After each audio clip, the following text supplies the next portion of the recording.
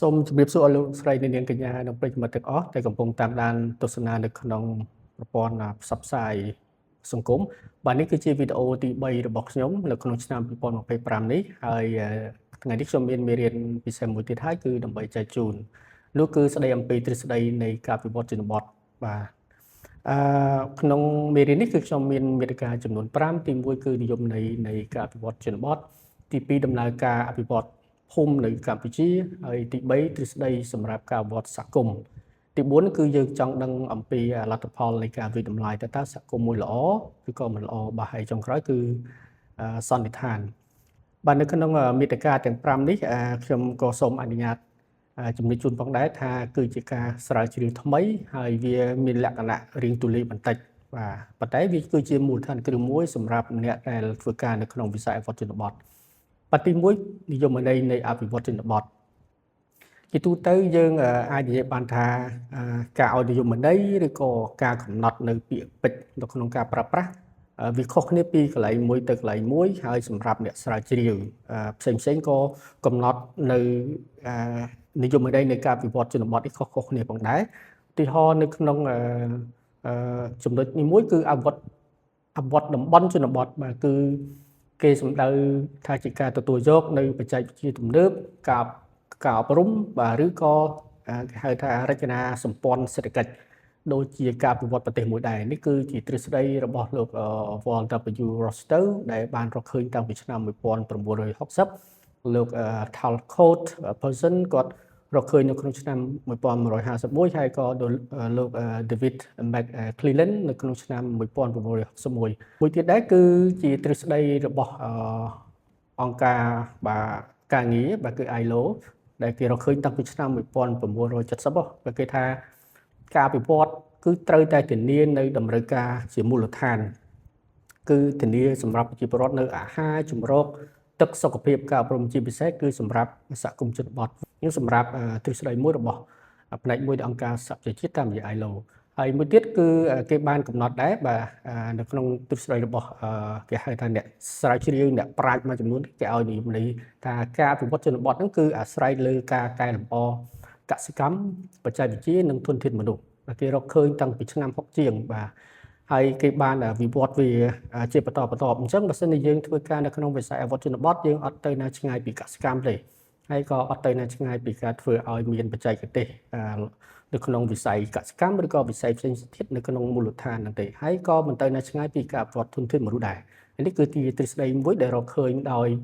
លោកTostow បាទស្គាល់មួយទៀតដែរគឺគេបានឲ្យនិយមន័យថាប្រជាជននៅតាមទីជនបទត្រូវតែជាអ្នកចូលរួមដោយសកម្មមិនមែនជាអ្នកអសកម្មទេអញ្ចឹងទ្រឹស្ដីមួយនេះគេចង់ថាបើយើងអភិវឌ្ឍហើយប្រជាពលរដ្ឋនៅក្នុងតំបន់ដែលយើងអភិវឌ្ឍមិនបានចូលរួមអញ្ចឹងយើងអត់អាចថាវាគឺជាការអភិវឌ្ឍជនបទទេបាទអាហ្នឹងជាផ្នែកមួយរបស់លោក Robert Chambers ដែលគាត់រកឃើញតាំងពីឆ្នាំ1983ក៏ទៀតដែរគឺជានិយមន័យដែលដាក់ដោយអង្គការពិភពលោកធនាគារពិភពលោក World Bank គាត់បានសរសេរ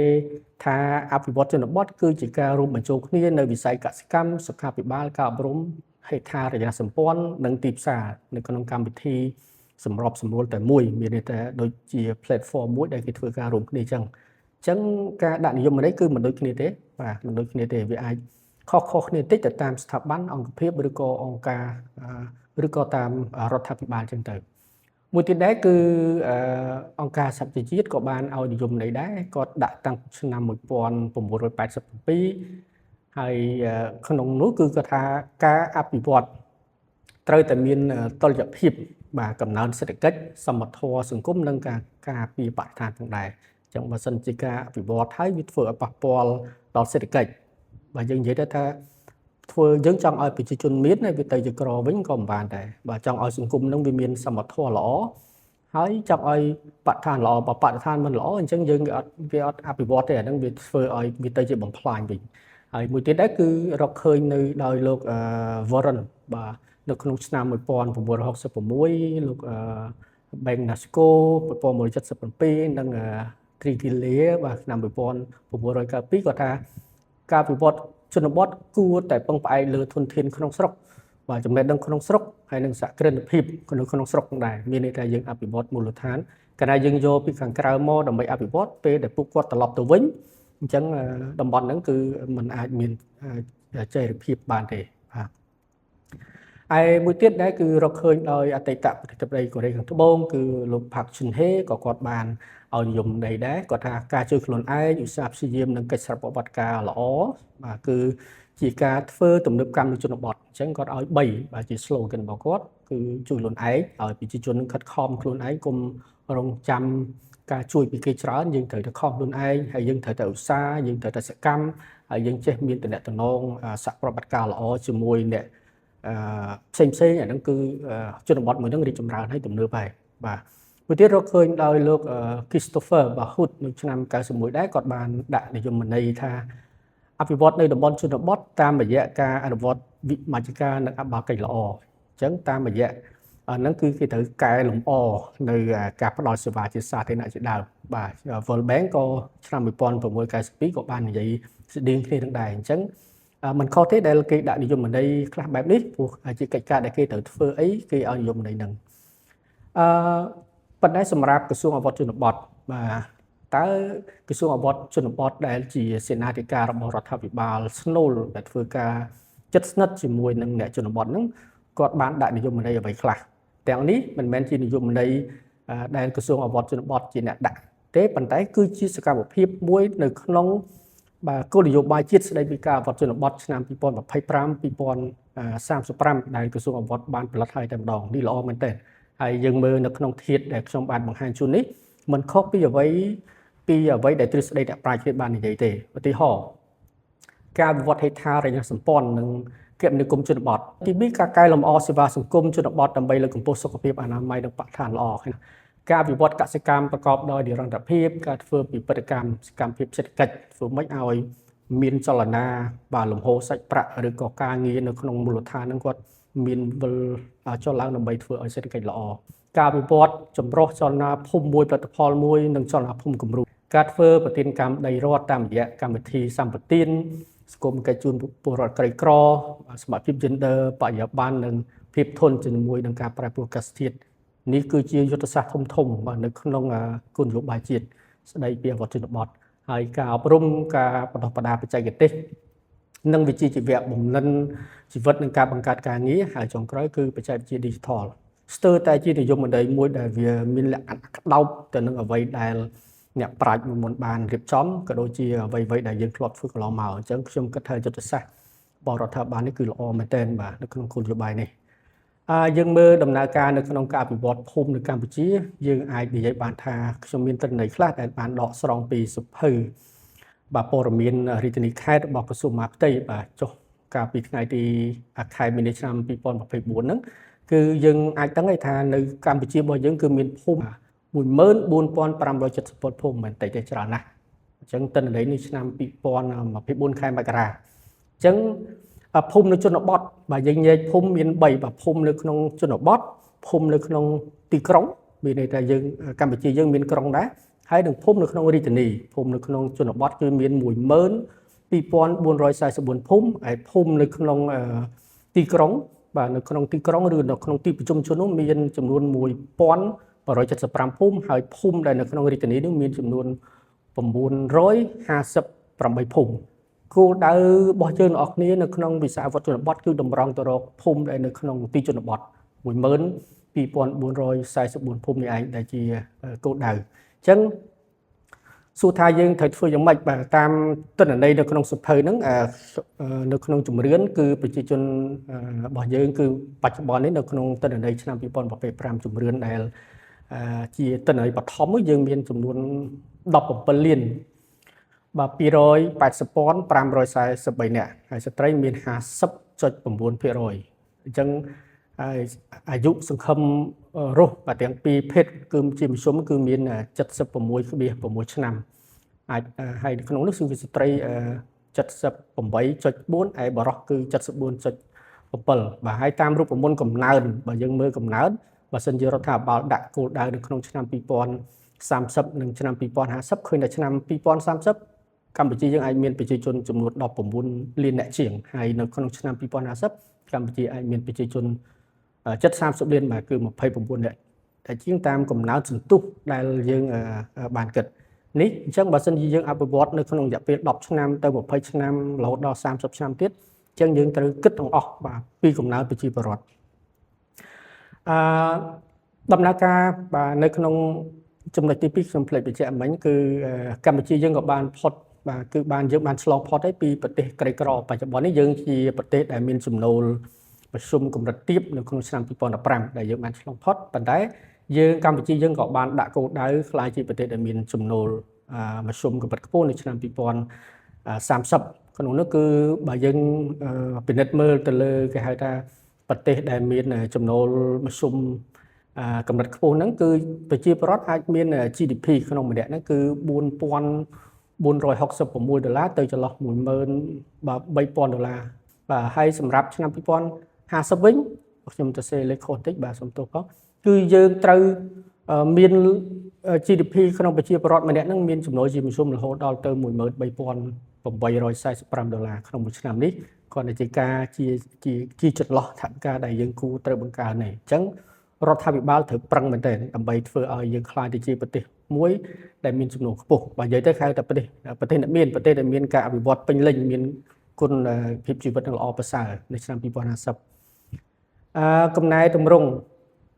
ដើម្បីឲ្យយើងមានរឿងនឹងឲ្យមានក្លាយទៅជាប្រទេសក្នុងឆ្នាំ2030នឹងល្អឆ្នាំ2050ល្អរដ្ឋាភិបាលខិតខំហើយក្នុងនេះខ្ញុំបញ្យល់ខ្លីៗបាទតកតងអ្វីដែលរដ្ឋាភិបាលបានធ្វើកន្លងមកនៅក្នុងអភិវឌ្ឍជនបទយើងកំណែតម្រង់នៅក្នុងឆ្នាំចាប់ពីឆ្នាំ93មកគឺយើងបានផ្លាស់ប្ដូរប្រព័ន្ធរដ្ឋបាលសាធារណៈរបស់យើងមែនទែនហើយយើងបានបង្កើតជាយុទ្ធសាស្ត្រត្រីកោណនោះនៅក្នុងឆ្នាំ1998ផ្ដោតលើសន្តិភាពនិងស្ថិរភាពក្រោយសង្គ្រាមហើយយើងបន្តនៅយុទ្ធសាស្ត្រចក្រកោណនៅក្នុងឆ្នាំ2004ដែលយើងផ្ដោតលើការវិវត្តសេដ្ឋកិច្ចហើយនិងសង្គមរយៈពេលវែងចំណែកយុទ្ធសាស្ត្របញ្ញកោណដែលកម្ពុជាយើងបានអនុវត្តតាំងពីឆ្នាំ2023នៅក្នុងនីតិកាលទី7នេះគឺដើម្បីឆ្លើយតបទប់ទល់ទៅនឹងបញ្ហាការប្រែប្រួលអាកាសធាតុក្រោយ COVID-19 ផងហើយក៏ដូចជាយើងធ្វើម៉េចឲ្យសេដ្ឋកិច្ច digital របស់យើងបានប្រសើរហើយនឹងការប្រកួតប្រជែងជាសកលអញ្ចឹងសម្រាប់យុទ្ធសាស្ត្របញ្ញកោណនេះគឺជាយុទ្ធសាស្ត្រមួយដែលតម្រង់ទៅរកឆ្នាំ2030និងឆ្នាំ2050ផងដែរ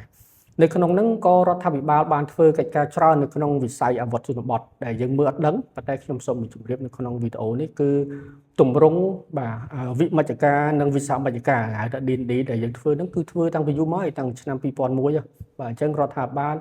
បានផ្ទេរនៅសិទ្ធិអំណាចបាននឹងធនធានជាច្រើនទៅដល់មូលដ្ឋានហើយបានលើកកម្ពស់ gender អភិបាលកិច្ចល្អបាទជាបន្តបន្ទាប់តាមរយៈគោលនយោបាយកំណែតម្រង់បាទតាំងពីឆ្នាំ98មកហើយយើងនៅក្នុងរដ្ឋធម្មនុញ្ញឆ្នាំ93ក៏បានទទួលស្គាល់សមភាព gender របស់ស្ត្រីការបង្កើតនៅក្រុមប្រឹក្សាឃុំសង្កាត់បោះឆ្នោតនៅឆ្នាំ2002បាទក៏ជាជំហានមួយនៅក្នុងការធ្វើវិបត្តិការនិងការចូលរួមរបស់ប្រជាពលរដ្ឋតាមរយៈអភិបាលកិច្ចល្អនេះច្រើនណាស់ដែរអញ្ចឹងមិនមែនជារឿងដែលងាយស្រួលទេបាទសម្រាប់ការធ្វើអភិវឌ្ឍនៅមូលដ្ឋាននេះគឺត្រូវមានរបៀបរបបច្រើនណាស់ហើយនៅក្នុងរដ្ឋាភិបាលនីតិកាលទី7នៃរដ្ឋសភាយើងក៏មានយុទ្ធហៅថាយុទ្ធសាស្ត្របញ្ញកោណដំណាក់កាលទី1ហ្នឹងគឺយើងធ្វើម៉េចឲ្យមានកំណើនការងារឲ្យមានសមត្ថភាពប្រសិទ្ធភាពពាក្យចីរភាពពាក្យអស់ហ្នឹងគឺយើងស្រួលដាក់ឯងក៏ប៉ុន្តែយើងពិបាកធ្វើដែលជាអត្ថភាពដែលយើងមានអត្ថភាពគឺលើនឹងចំនួន5គឺយើងផ្ដោតទៅលើមនុស្សទៅលើផ្លូវទៅលើភ្លើងទឹកនិងបច្ចេកវិទ្យា digital បាទដោយឡែកនៅក្នុងក្រសួងអភិវឌ្ឍជនបទក៏គេបានខិតខំខ្លាំងដែរបាទជាសេនាធិការឲ្យរដ្ឋាភិបាលគឺបានបង្កើតផែនការយុទ្ធសាស្ត្រអភិវឌ្ឍបាទបន្ត5ឆ្នាំម្ដងហើយឥឡូវយើងបានធ្វើហើយគឺឆ្នាំ2024និងឆ្នាំ2028ហើយសំខាន់ដូចខ្ញុំបានជម្រាបជូនមិញគឺគោលនយោបាយជាតិស្ដីពីអភិវឌ្ឍជនបទដែលក្រសួងអភិវឌ្ឍជនបទនឹងប្រកាសប្រើប្រាស់នៅពេលខាងមុខនេះហើយដែលទទួលកាយវិភាគពីកិច្ចប្រជុំនៅក្នុងគណៈរដ្ឋមន្ត្រីនៅថ្ងៃទី28ខែវិច្ឆិកាឆ្នាំ2025កន្លងមកអញ្ចឹងមិនមែនជារឿងលេខសើចទេដែលរដ្ឋាភិបាលជាពិសេសគឺក្រសួងអភិវឌ្ឍជនបទបានធ្វើកិច្ចការច្រើននៅក្នុងវិស័យនេះហើយយើងក៏បានបង្កើតគណៈកម្មការអភិវឌ្ឍភូមិហៅកាត់ថា VDC ហ្នឹងបានបង្កើតតាំងពីឆ្នាំ2010បាទថ្ងៃទី22ខែធ្នូតាមរយៈអន្តរក្រសួងរវាងក្រសួងមហាផ្ទៃនិងក្រសួងអភិវឌ្ឍជនបទ ហើយក្នុងហ្នឹងក៏យើងក្រសួងអភិវឌ្ឍជនបទក៏បន្តបង្កើតបាននៅការកំណត់លក្ខខណ្ឌបាទលក្ខណៈសម្បត្តិភូមិគំរូនៅថ្ងៃទី7 ខែសីហាឆ្នាំ2024ក្រសួងអភិវឌ្ឍជនបទបានរៀបចំគ្រោងនឹងបោះពុម្ពផ្សាយនៅសៀវភៅណែនាំស្ដីពីការអភិវឌ្ឍភូមិគំរូទៀតដែលគោលដៅយើងគឺចង់អភិវឌ្ឍភូមិប្រកបដោយប្រសិទ្ធភាពបច្ចុប្បន្ននិងចីរភាពហើយនៅក្នុងដំណើរការនេះគឺយើងនឹងអភិវឌ្ឍភូមិរបស់យើងចំនួន14577ភូមិហ្នឹងភូមិគំរូនិងភូមិកលឹះទៀតបាទដោយសារតែយើងអត់អាចធ្វើឲ្យគ្រប់ភូមិបានទេវាច្រើនពេកវា10000ជាងភូមិបាទអញ្ចឹងរដ្ឋាភិបាលនឹងធ្វើម៉េចដើម្បីឲ្យមានទំនាក់ទំនងរវាងភូមិគំរូភូមិកលឹះហើយនិងភូមិធម្មតាឲ្យមានគេហៅថាពិពិធកម្មសេដ្ឋកិច្ចរវាងគ្នាក្រសួងអភិវឌ្ឍជនបទក៏បានធ្វើកិច្ចការសំខាន់មួយដែរនៅឆ្នាំ2024គឺប្រកាសទទួលស្គាល់ភូមិគំរូហើយយើងបាន30ដោយដែលខ្ញុំបានបញ្ជាក់ជូនគឺតាមរយៈគោលនយោបាយជាតិក៏ដូចជាផែនការអភិវឌ្ឍផែនការយុទ្ធសាស្ត្រអភិវឌ្ឍវិស័យអភិវឌ្ឍជនបទនេះគឺនៅក្នុងឆ្នាំ2028ក្រសួងនឹងមានភូមិគំរូរហូតដល់ទៅ280ភូមិបាទសំទោស230ភូមិបាទនៅឆ្នាំ2028តាមរយៈការកំណត់នៅសុច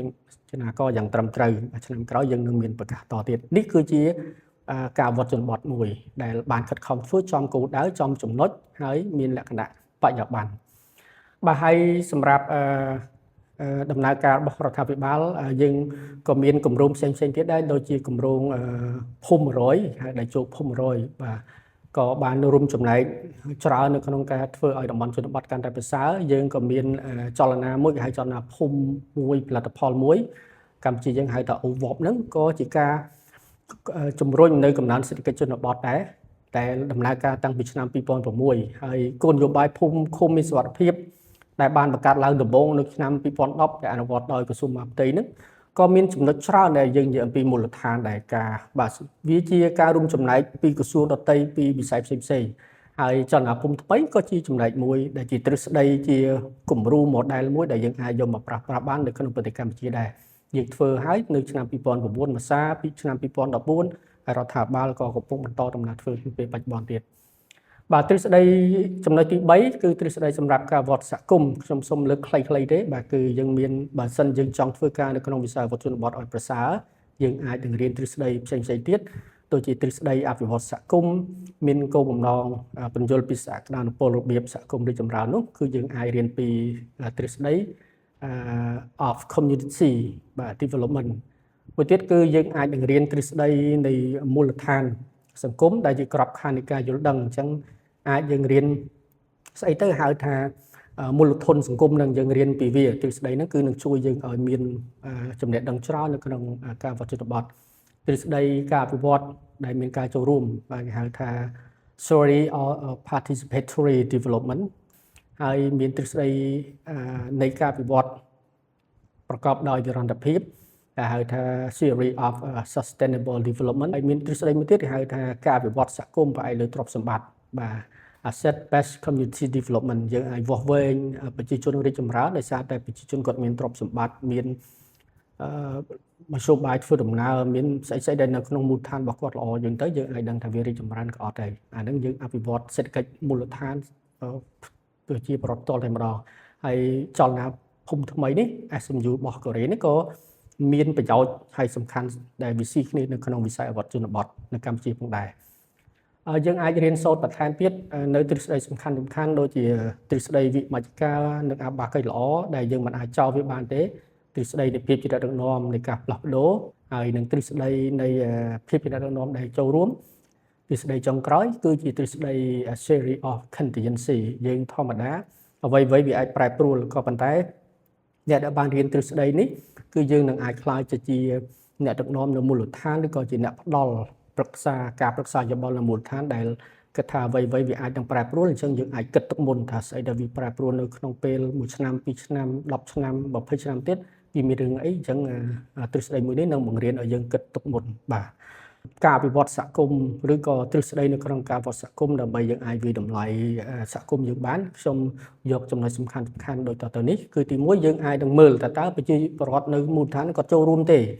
បើយើងអាចយកលទ្ធផលនេះដែលយើងគិតថាបើសិនជាគាត់ចូលរួមច្រើនគ្នាគាត់ពេញចិត្តអ្វីដែលយើងអភិវឌ្ឍធ្វើនៅមូលដ្ឋានហ្នឹងបើគាត់មិនចូលរួមយើងអាចនឹងរកមូលហេតុបាទការយល់ដឹងលើការអភិវឌ្ឍបើសិនជាប្រជាពលរដ្ឋរបស់យើងនៅខ្វះខាតចំណេះដឹងរឿងអស់ហ្នឹងយើងគិតថាការអភិវឌ្ឍរបស់យើងក៏មិនល្អដែរអញ្ចឹងគោលដៅរបស់យើងក៏យើងអាចនឹងពិនិត្យមើលភាពចេះដឹងរបស់គាត់ប្រសិទ្ធភាពនៃការអភិវឌ្ឍរបស់យើងតើល្អទេបាទគុណភាពនៃការធ្វើរបស់យើងល្អទេលក្ខណៈក៏ជាកត្តាជាលទ្ធផលមួយដែលយើងអាចវាស់វែងសម្រាប់ការអភិវឌ្ឍរបស់យើងដែរការសម្រេចបាននៅលទ្ធផលដែលយើងបានគ្រោងទុកយើងគ្រោងហើយយើងមើលវាតើវាត្រឹមត្រូវអត់បើសិនជាខុសដោយសារអីយើងអាចកែសម្រួលបានការកែលម្អបរិស្ថានរស់នៅនេះក៏ជាចំណុចសំខាន់ដែរដើម្បីយើងអាចវាស់វែងទៅលើការអភិវឌ្ឍរបស់យើងថាតើល្អមិនល្អបើសិនជាបរិស្ថានវាខូចខាតខ្លាំងហើយយើងចំណាយលុយច្រើនហើយយើងធ្វើឲ្យប្រជាពលរដ្ឋมันគេហៅថាបរិស្ថានមិនល្អយើងក៏មិនសប្បាយចិត្តមួយទៀតគឺការជឿជាក់លើសមត្ថភាពអ្នកដឹកនាំជួនកាលយើងអ្នកអភិវឌ្ឍពីចម្ងាយយើងអ្នកផ្ដល់ប្រឹក្សាយោបល់ក៏ប៉ុន្តែប្រជាពលរដ្ឋគាត់ថ្នាក់មិនសូវសប្បាយចិត្តជាមួយថ្នាក់ដឹកនាំនៅមូលដ្ឋានរបស់គាត់ក៏មិនល្អដែរនេះជាកត្តាមួយដែលយើងត្រូវវាស់វែងទៅលើគុណភាពនៃការដឹកនាំរបស់ថ្នាក់ដឹកនាំមូលដ្ឋានតើប្រជាពលរដ្ឋគាត់ពេញចិត្តអត់គាត់ខ្វះខាតអីលក្ខណៈហើយចុងក្រោយក៏យើងមិនភ្លេចទេក្នុងការមើលទូនាទីរបស់gender បាទទូនាទីស្ត្រីតើស្ត្រីគាត់ដំណើរការល្អនៅប្រជាពលរដ្ឋដល់តម្លៃស្ត្រីខ្លួនឯងឬក្រុមស្ត្រីនឹងគាត់ឲ្យតម្លៃយ៉ាងម៉េចចំពោះស្ត្រីគ្នាឯងនេះក៏ជាការវាស់វែងសំខាន់មួយដែរបាទចុងក្រោយសម្រាប់ការសន្និដ្ឋាននៅក្នុងទ្រឹស្ដីនៃការអភិវឌ្ឍជនបទសរុបមកគឺទ្រឹស្ដីនៃការអភិវឌ្ឍជនបទសង្កត់ធ្ងន់ការអភិវឌ្ឍជនបទប្រកបដោយនិរន្តរភាពគឺពឹងផ្អែកទាំងស្រុងទៅលើការដឹកនាំដ៏រឹងមាំនិងការចូលរួមរបស់សហគមន៍បាទហើយខ្ញុំក៏គិតថាការអភិវឌ្ឍមូលដ្ឋានតាមរយៈកិច្ចសហប្រតិបត្តិការរវាងរដ្ឋនិងសហគមន៍ភូមិគំរូឬក៏ភូមិកលឹះវាគឺជាតំណាងឲ្យនៃការច្នៃប្រឌិតថ្មីដែលសម្រាប់ការកាត់បន្ថយភាពក្រីក្រនិងអភិវឌ្ឍជនបទប្រកបដោយចីរភាពជារឿងសំខាន់ដែលយើងទាំងអស់គ្នានឹងអាចអ្នកអភិវឌ្ឍមូលដ្ឋាននឹងគួរតែមើលចំណុចនៅក្នុងសេចក្តីសន្និដ្ឋានរបស់ខ្ញុំនេះបាទដោយសារពេលវេលាខ្ញុំបាទសូមអនុញ្ញាតគ្រប់លាហើយសូមជូនពរដល់អស់លោកស្រីនិងនាងកញ្ញាជួបប្រទះនៅសេចក្តីសុខនៃសេចក្តីចម្រើននឹងជួបគ្នានៅវីដេអូក្រោយទៀតបាទសូមអរគុណ